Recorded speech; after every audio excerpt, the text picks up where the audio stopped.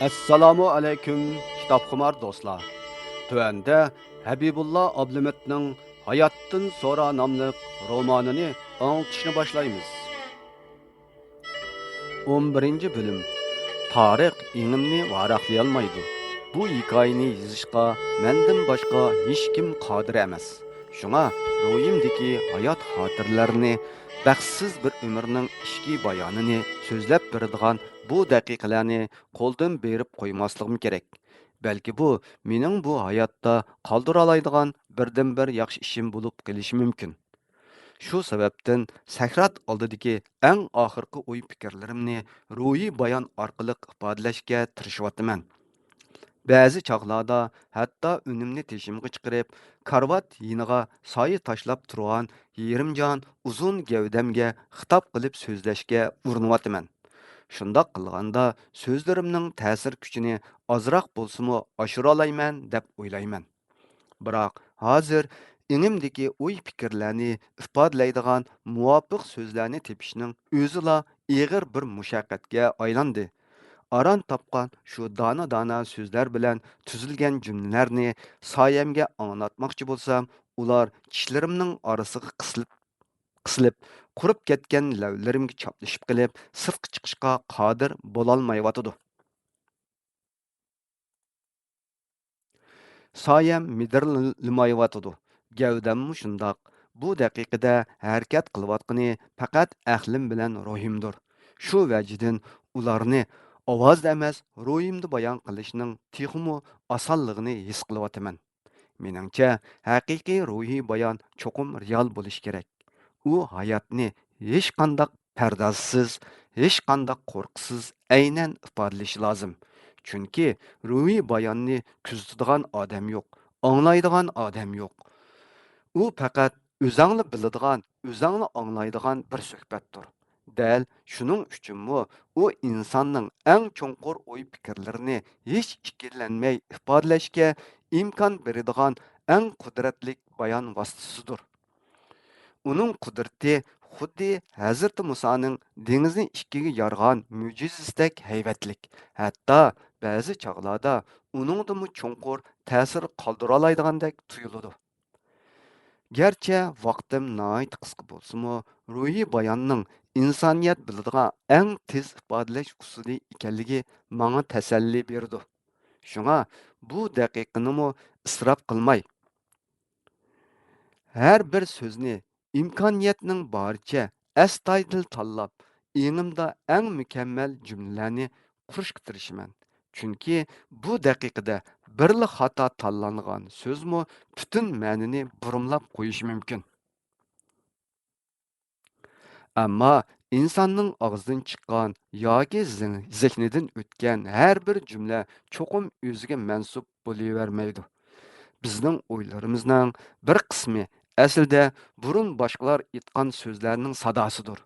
Shunga o'z kashmishimizni bayon qilayotganda ba'zida shu jumlalarga tayinib qolgan yerlarim oz emas.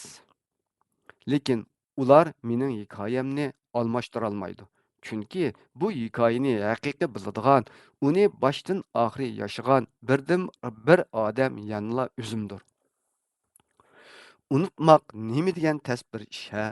Inson o'zining eng baxtiyor chog'larini, eng azobli mazgillarini unutmayman deb unuta olmaydi ekan. Men bu haqiqatni bir umr ruhimda his qilib yashadim. Darvaqa kashmishimning soyasi shunchalik uzun ediki, men hech qachon uning ustidan atlab o'tolmadim. Mening umrim bir hikoya. Dadamning umri shundoq. Əməliyyatda hamma odamning o'ziga xos bir hikoyasi bo'ladi.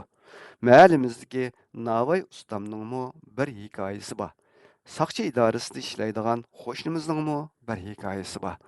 Mavzudning rasmi isilgan kichik do'konda shimishki puchoq va muhur sotadigan do'kondorning bir hikoyasi bor edi. Haras, udul qo'shnimiz Havoxon mo'may vafot bo'lgan chog'da kesib etilgan qarig'ashmi bizga ajoyib bir hikoya qoldirib ketgan edi.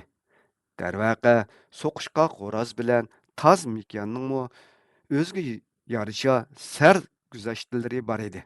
Hatto men quyrug'ini kesib etgan ashu chiroyli eshakningmi bir hikoyasi bor edi. Tova, nima degan ajoyib chog'lar ha. Chumulnimi o'ltirishga ko'zim qiymig'ini bilan hech ikkilanmasdan eshakning quyrug'ini kesib etgan edim.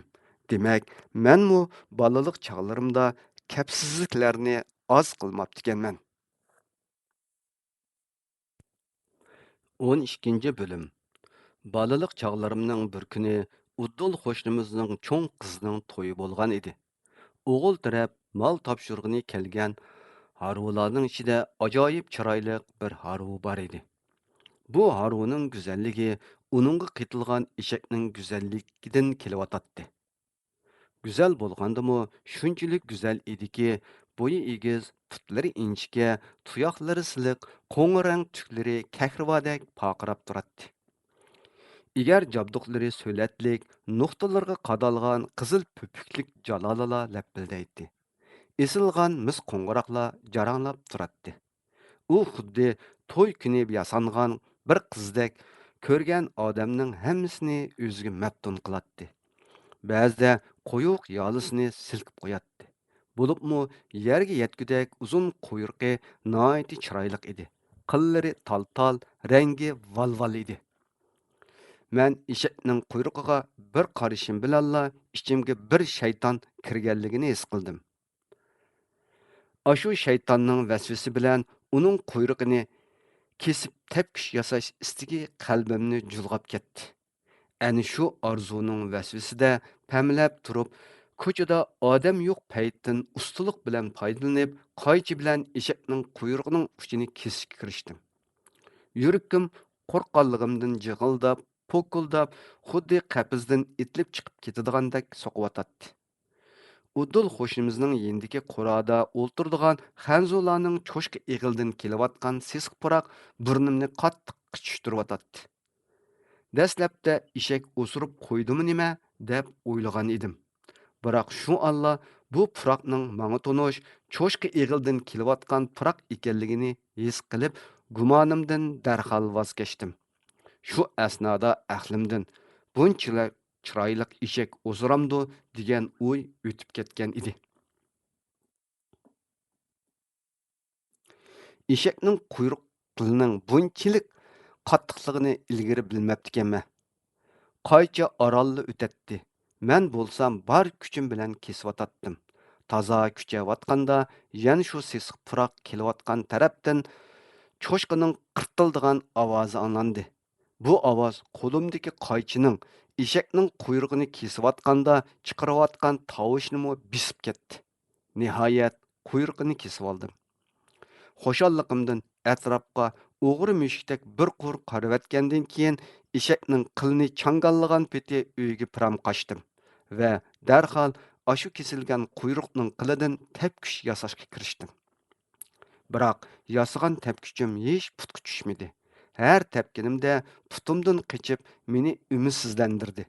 Darvaqa o'ttirisi tushuk yamoqqa o'tkizib, o'ttirisiga ushlangan tivilg'ini qaqqan bo'lsammi, yanala eshakning qili eshakligini qildi. Johillik qilib tik turib oldi. Bunda qili tik turadigan tepkish tangpunligini saqlayolmaydi ekan. Tepgan hamon putga qayt tushmay, qo'tondan qochgan cho'shqidek udul kelgan tarafga qochidi ekan.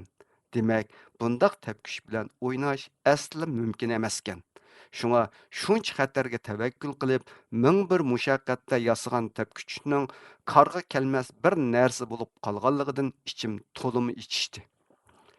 Men ma'yuslangan holda yana taloga chiqdim. Quyruqsiz eshak burunqi joyida turadi. Oldiga sap berilgan bir bog'lam cho'pni pak-pak yeb bo'lgan edi. Uning shippanlatib turadigan chiroyli o'ynoq quyrug'i endi yo'q edi. Eshakning bu holi ko'zimga shunchalik sat ko'rindi. Uning burunqi saltanatli go'zalligining tamoman yo'qolganligini darhol bayqadim. İçim açıq mağız yavalğandek bo'lib qoldi. Bir damdan keyin eshakning egisi chiqdi. U bir qarabla eshakning bir yerining kamligini bayqadi-da, vaqirab, joqirab ko'chini beshiga kiydi. og'ziga kelgan barliq yomon so'zlar bilan eshakning quyrug'ini kesgan odamni, ya'ni meni tillashga boshladi.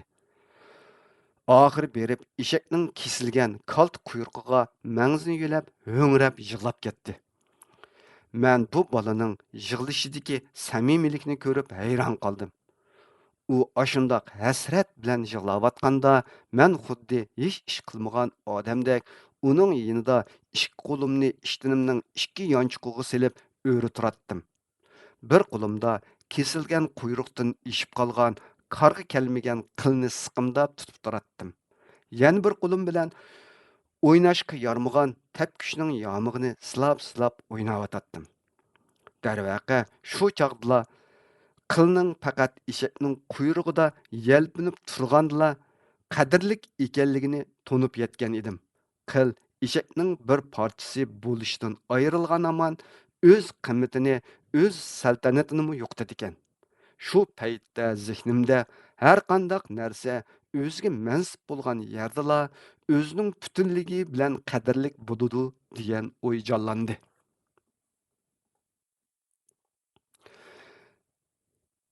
Мен eshakning quyrug'ining ko'tmak bo'lib qolganligiga o'kinib yig'layotgan bolaga qarab, uning eshkiga bo'lgan muhabbatining mening dadamga bo'lgan muhabbatimdanmi cho'ng ekanligini, eshkining quyrug'ini kesgan manga bo'lgan nafratining dadamning manga bo'lgan nafratidanmi qilishmaydiganligini his qildim.